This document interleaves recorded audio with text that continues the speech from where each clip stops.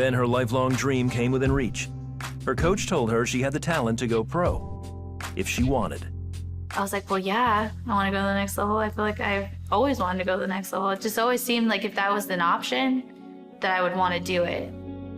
But going into the spring season of her junior year, Jaylene began having excruciating sharp pain in her left leg. An MRI revealed she had an extensive blood clot, prompting doctors to perform exploratory surgery. He goes, your vein is 80% closed, so you're not getting any blood flow. The fact that it's that close, we can't get our tools in there. So our next step would be in the second surgery, if it doesn't open overnight, somehow on the blood thinners that they'd already put me on, their next step was to put a stent in. And he's like, I'm so sorry to tell you this, but if we had to put a stent in, you can't play sports. You can't play contact sports. It's you being hit could internally cause bleeding. Like, it would be life-threatening at that point. The one place where people were telling me identity was about to be taken away, and I was just, everything just came crashing down. Jaylene, along with her parents, turned to God in prayer. The first thing that my mom said to me was, we're just gonna pray. We're just gonna pray all night long. I know that you have the power either way this goes, and I'm not trying to make a deal with you, but like, if you allow me to play soccer, like, this is gonna be for you.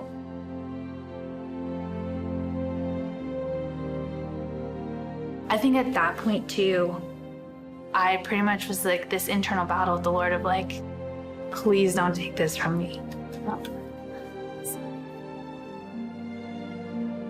The morning after Jaylene's second operation, the doctor spoke with the Hinkles. There's no reason it shouldn't have happened, but he was like, your vein was completely open. And he was like, from it to go 80% to completely open, he was like, I am not one to believe in God, but like, you have gotten a miracle. Like, you got your miracle. Jaylene made a full recovery and committed all in on her faith. Yeah, it was like there's no turning back after that one. I wanted to know everything and anything about the Lord. After a successful senior year, Jaylene was called up into nationals and began playing for the Women's Professional League. Then in 2017, she was invited to play for America in 2 international friendlies games. When you honestly take a second and like step back and almost have like that outer body experience of just, I'm being invited to play the game I love for my country. There's an emblem of the US flag on your chest. Like, that's huge. Then, days before the event, it was announced that the team jersey was designed to honor the LGBT community. Jaylene again turned to God. I just felt so convicted in my spirit that it wasn't my job to wear this jersey. And I gave myself 3 days to just seek and pray and determine what he was asking of me to do in this situation. In the face of opposition and social media backlash, Jaylene withdrew from the games with the support of her teammates. I'm essentially giving up the one dream little girls dream about their entire life, and I'm saying no to. It was very disappointing. And I think that's where the peace trumped the disappointment, because I knew in my spirit I was doing the right thing. I knew that I was being obedient. And like, just because you're obedient doesn't make it easy. Today, she plays for the NC Courage of the National Women's Soccer League, where she boldly proclaims her faith and identity in Christ. Well, welcome to another edition of Christ and Culture. My name is Pastor Jeff Short, and today we're going to be talking about a recent newspaper article about a soccer player, a women's soccer player here in the U.S., Jaylene Hinkle. And she has taken a bold stand for Jesus Christ. She has taken a bold stand for the faith of Christianity, and she is now getting attacked by the newspaper people all over the place, and there doesn't seem to be anything she can do that will help people understand her position. There was an article that was recently written, in fact it was yesterday, that says, and I'll read this. It's by a Stephanie Y. I don't know her last name. Maybe she doesn't want to put her last name on here, but it's an article describing from her perspective Jalynn Hinkle's situation in respect to professional women's soccer. And what it does is it just shows and it just demonstrates how biased these people are in respect to this Christian soccer player. It's just incredible. The headline is Jalynn Hinkle got called up to the national women's team. Now what? And then the subtitle of it is, so there's a homophobe on your team. Just outrageously unfair as far as what they're characterizing this woman because she believes in Christian morality. It says Jalynn Hinkle was once received a call up to a U.S. women's national team after a long absence. First brought about when she declined a spot on a June 2017 roster because she felt she could not wear a jersey with a rainbow number in support of LGBTQ Pride Month. So if you remember, last June, Jalynn Hinkle was called up to be on the national women's team, and she refused to go because she would have to wear this rainbow colored numeral number on the back of her jersey because of June LGBT Pride Month. And why June or why any month is designated Pride Month is a big mystery to a lot of us. Why put that on the calendar? Why make that some kind of an official day when most people still adhere to the Judeo-Christian moral standards that homosexuality is a sin? It's a grave sin. And so why would you want to make that or a designation on a month of the year? But they've done that. They've allowed that to happen. And now the question is, what would Jalynn Hinkle do, because she was called up to be on this national team on Gay Pride Month, and the way it went was that she was supposed to wear this uniform. Well, last year she said, I just cannot wear a gay pride uniform because I don't believe in that. That's against my Christian moral standards. I won't do it. And so she refused to do it. And it has a picture here in the article. It's got a picture of all of these women soccer players with their rainbow numeral on the back of their jerseys standing backwards. And it just shows how they were willing to do that. The other soccer players on the team were willing to sport and promote gay pride, probably because they didn't want to cause any controversy, because this is a dream of the women's soccer players that they would be called to the national women's team. And so Jalynn was part of the women's soccer organization, and she really wanted to go and represent her country, the United States. But of course, the catch was she had to wear this uniform with LGBTQ pride gay flag on the back. And she said, I'm sorry, I'm not going to do it because that goes against my Christian moral standards. Now, this article that is written about her pertains to the fact that she just recently got called to the women's national team here in 2018. And the reason she was called up is because they had a lot of injuries and substitutes, and she needed to come in to fill. And plus, it's not June anymore. And they're not going to require that the players wear this LGBTQ pride rainbow jersey to show support for LGBTQ causes. So she doesn't have to wear that flag anymore. It's July. They have another jersey that they're using in July. And so it appears that everything seems to be okay now. And the article goes on. It really seemed her national team career was over, but Jill Ellis and the U.S. soccer team have once again asked Hinkle to join the roster, this time ahead of the Tournament of Nations.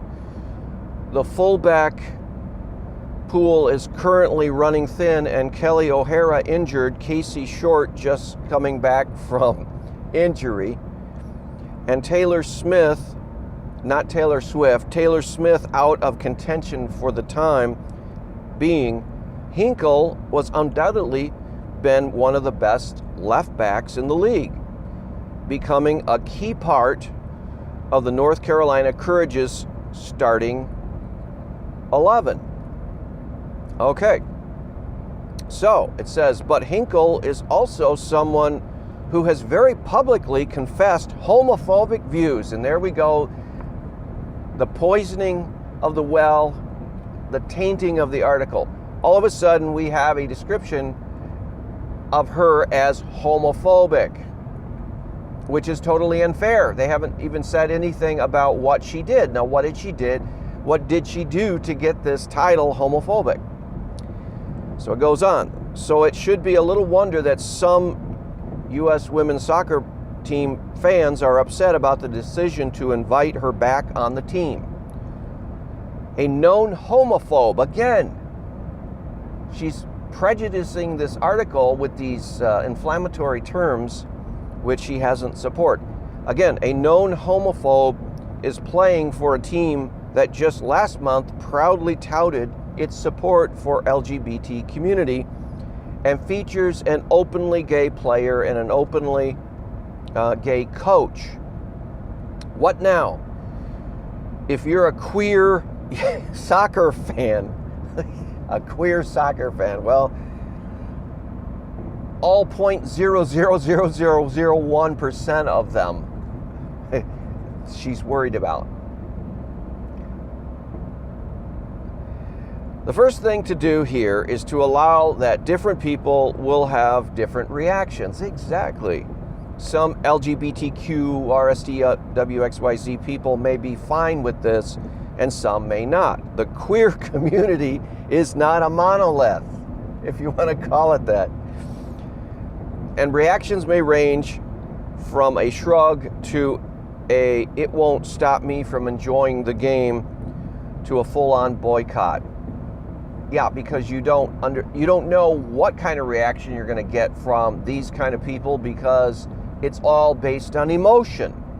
If something strikes them is unjust, I mean, you may have people burning down buildings and cars, and you just don't know, because there's no standard, there's no moral standard. It's all subjective. So it's exactly what you would describe as a mob. You don't know how the mob is going to react to this. That's what she's actually saying. But for the people who are hurt, let's understand why. Whatever their actual reason for calling Hinkle up again, the United States soccer team is signaling that they care more about winning than respecting the humanity of their fans. Okay, so now it's about the humanity of their fans. The humanity is being called into question of the LGBTQ plus community. And its own players and staff who are LGBTQ, they needed a left back, so they asked for a left back regardless of her hurtful views and actions. Again, hurtful views. It's all this subjectivity, offense. You know, this person offended me by her views. Now, this soccer player is a Christian. She doesn't go around spouting off hate. She doesn't go around insulting people.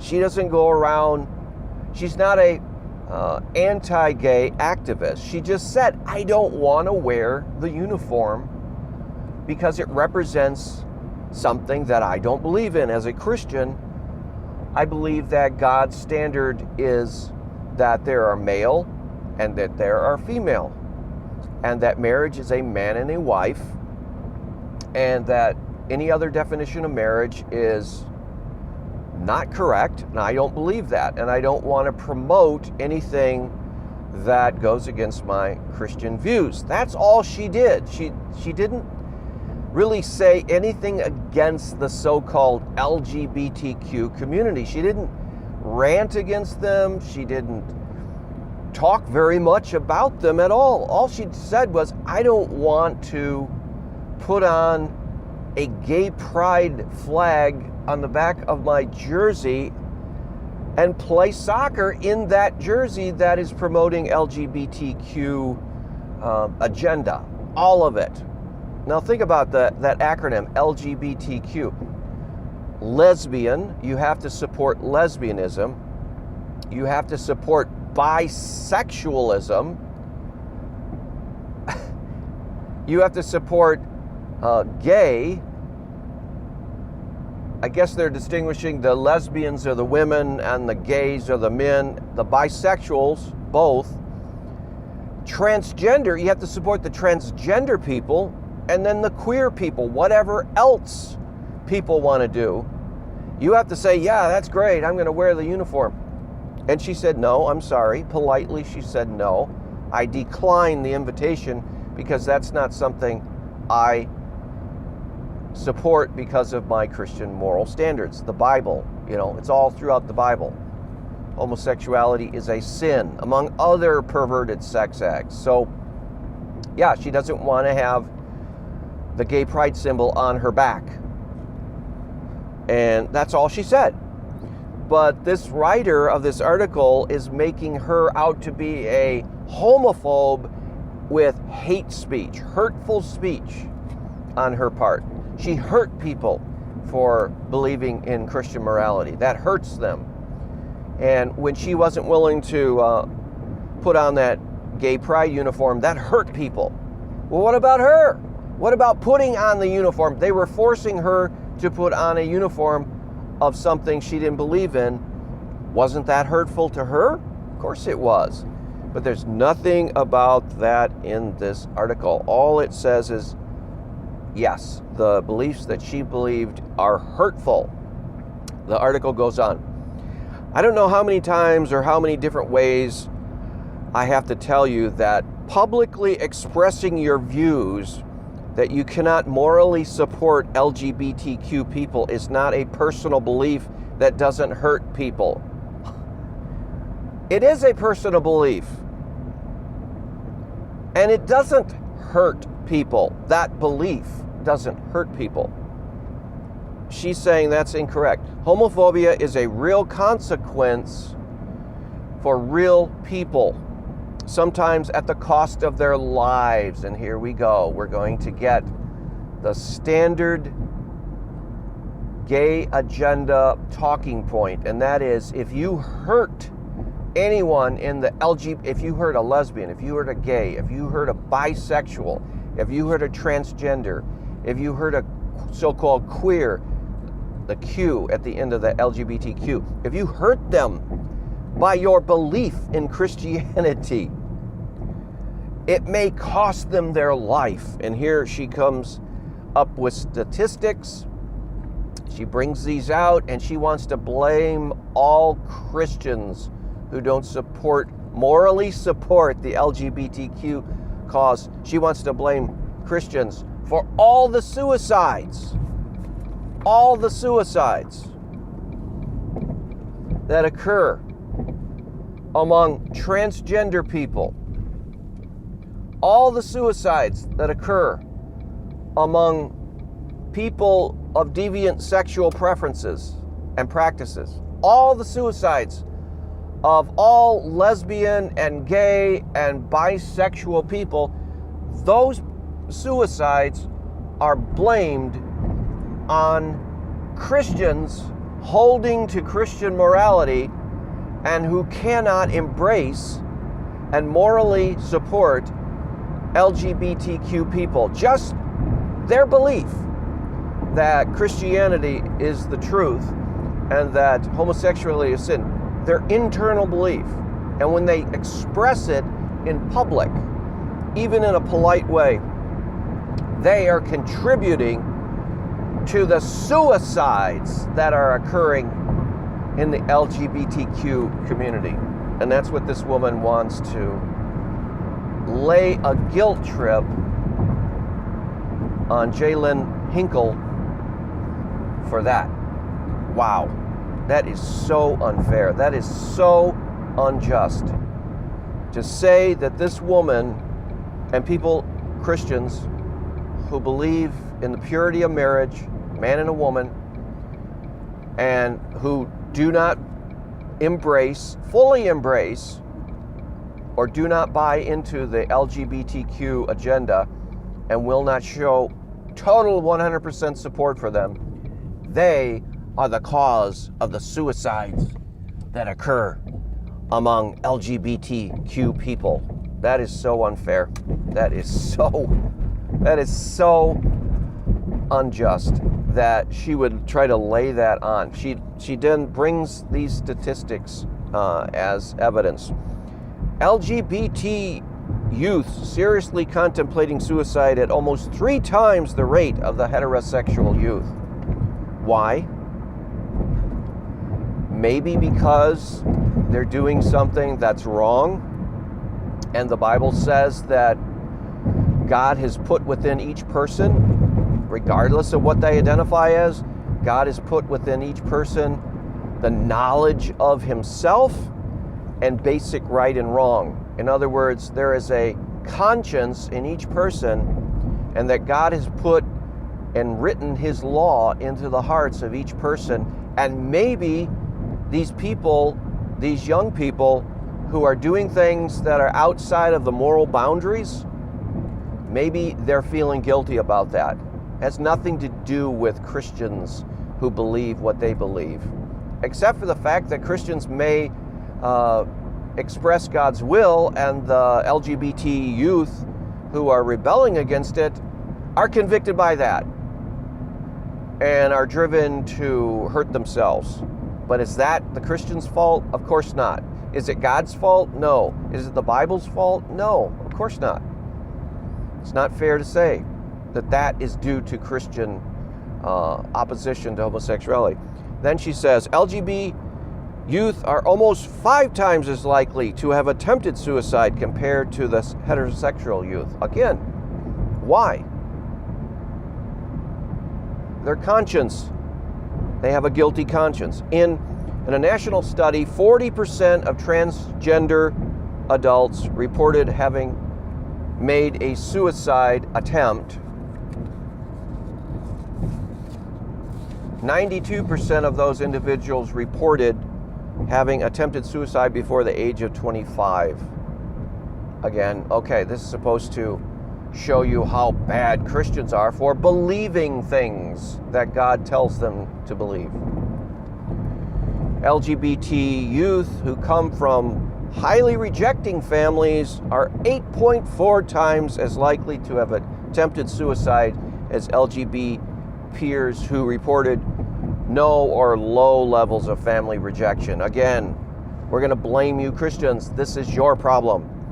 Jalynn Hinkle chose to go on the 700 Club during Pride Month and tell as many people as possible that she couldn't wear a rainbow number on her jersey. But that was only after newspaper journalists reported her quiet decision to withdraw to everyone and tried to smear her name, and then she went on the 700 Club and wanted to tell her story. That makes a lot of sense to me. If somebody's trying to smear your name and bully you and beat up on you because you did something they didn't want you to do, if you want to go on the 700 Club and clear your name and give your side of the story, sounds like a reasonable action to me. But this article says she went on the 700 Club and told why she didn't wear the pride uniform. If she had kept it to herself and just quietly gone about her life and career, that certainly would have been just a personal belief and no one would have been hurt. Yeah, but how can you keep it quiet when the newspapers didn't keep it quiet? When the LGBT people didn't keep it quiet? They're the ones that brought this up. And so she went on to clear her name. Can't blame her for doing that.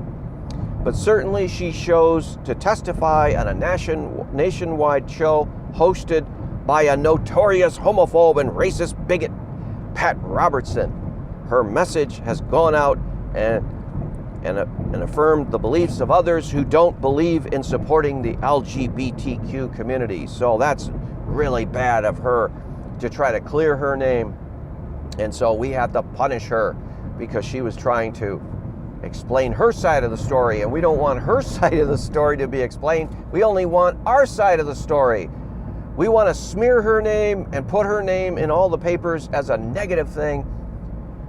But how dare she try to go on television and explain the feelings and convictions behind her withdrawal from the tournament.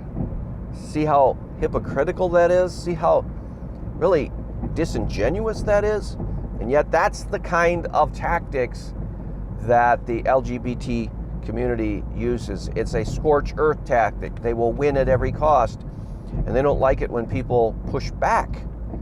They would much rather Jalene Hinkle basically just submit and follow their way rather than put up any resistance at all. Now it goes on, and it says the U.S. Soccer's mission is to build the sport of soccer in the United States of America at every level. Perhaps some people, that means, for some people, that means the national team must do whatever it takes to win. And if Hinkle helps the team win, then she helps the soccer team accomplish its goals.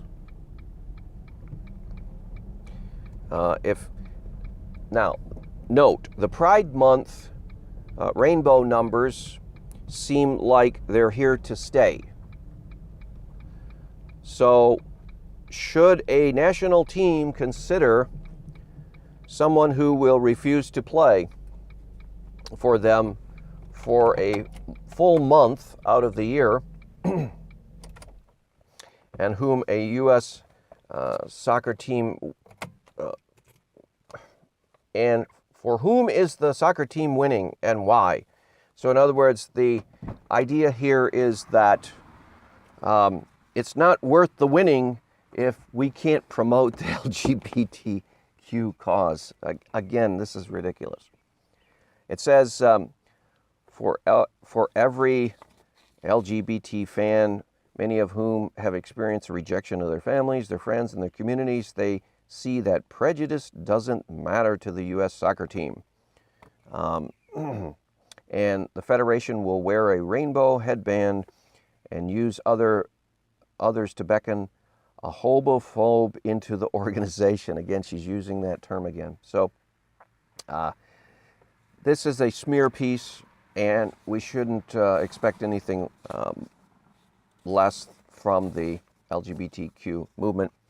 But I want to cheer on Jalene Hinkle. She finally gets a chance to play in the soccer tournament. She's a dedicated Christian. We need to pray for her and pray that she holds strong to her beliefs in Christianity and following the Lord Jesus Christ. She put her career on the line last year. She didn't play in this tournament, and now she's being invited back to this tournament, and she doesn't have to wear the LGBT rainbow gay pride jersey. So she won, and we need to pray that she does well and that she impresses people and that she is a good witness for Jesus Christ. So that's it for today on Christ and Culture. We'll see you back next week on another edition. God bless.